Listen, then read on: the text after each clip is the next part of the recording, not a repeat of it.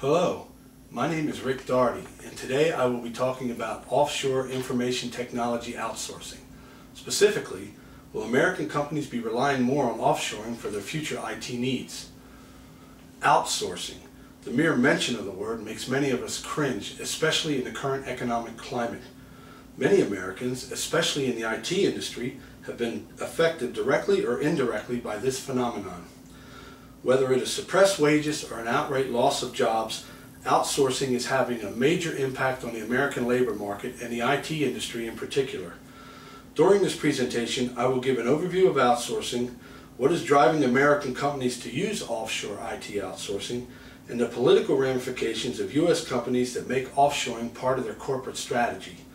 Finally, this presentation will reveal that although recent events have cast some doubt on the future of offshore IT outsourcing, most experts still agree that offshoring is here to stay. Outsourcing can be described as a company relinquishing some or all of its IT operations to another company.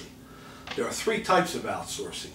Onshore is where one company hires another company to handle their IT needs, and both companies are located in the same or bordering countries.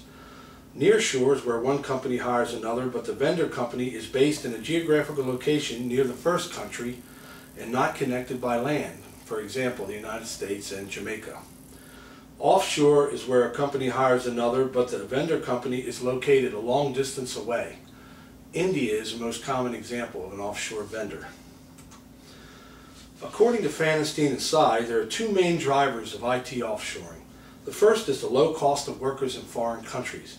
This is generally accepted as the main reason that companies use offshoring. Many executives have concluded that domestic IT departments are expensive to run when you consider American labor costs.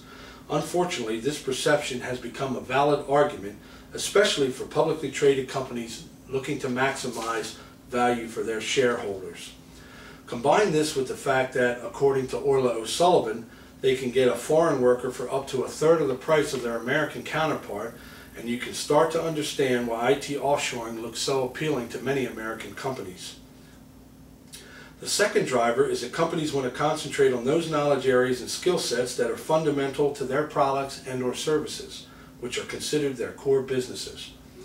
Many senior non-IT managers simply don't understand IT.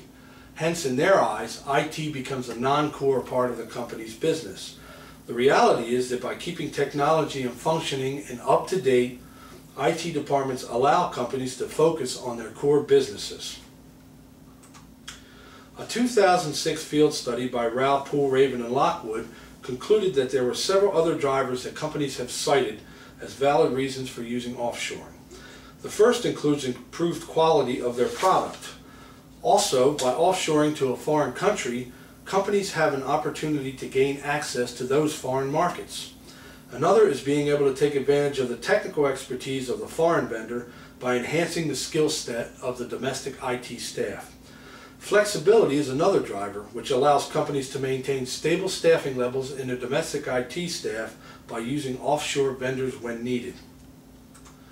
Finally, a joint study by the Wharton School and CareerBuilder.com in 2008 reveals that 50% of the employers that they surveyed that believed that from a global economic perspective, offshoring was unavoidable. This viewpoint has become the inevitable driver that many companies can no longer ignore. The political issues surrounding offshoring have focused on the role the government should play in the regulation of IT offshoring. The Bush administration made it clear that it had no interest in interfering with companies' plans to use offshoring as part of their strategy. Conversely, President Obama made the limiting of offshoring practices one of his major campaign issues, and most expect him to follow through on this commitment.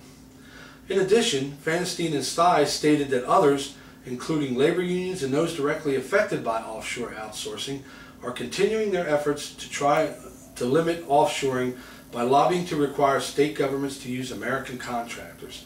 These groups would also like to see restrictions on H-1B and L-1 visas. However, not everyone agrees that limiting these visas is a good idea.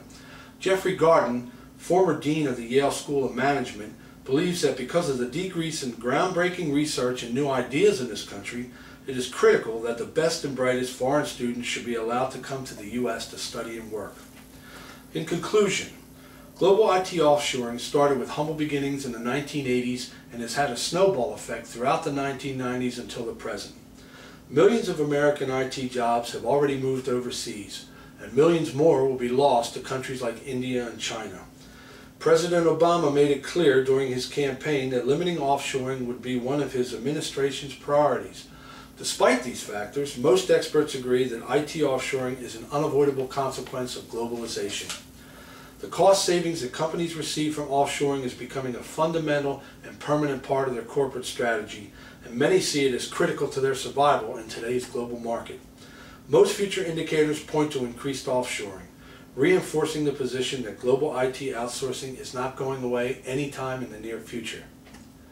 Are there any questions? Do you have any personal experience with outsourcing? Yes, I do. My company uses all three types of outsourcing. For onshore, we use a company called ACS based out of New Jersey. For nearshoring, we use a Jamaica-based company called NARS. And for offshore, we use a company called Astra Global in Mumbai, India. What was the initial reason your company decided to pursue offshoring? I think it was like most other companies. It was a cost factor, the cheap foreign labor, cost savings. What will you say were the major negative aspects, if any, of offshoring? I would say it was communications between us and our Indian counterparts. Do you believe your company will continue to use offshoring in the near future? Yes. The cost savings my company is experiencing far outweighs any negative factors at this point. Any other questions? Thank you, and have a great day.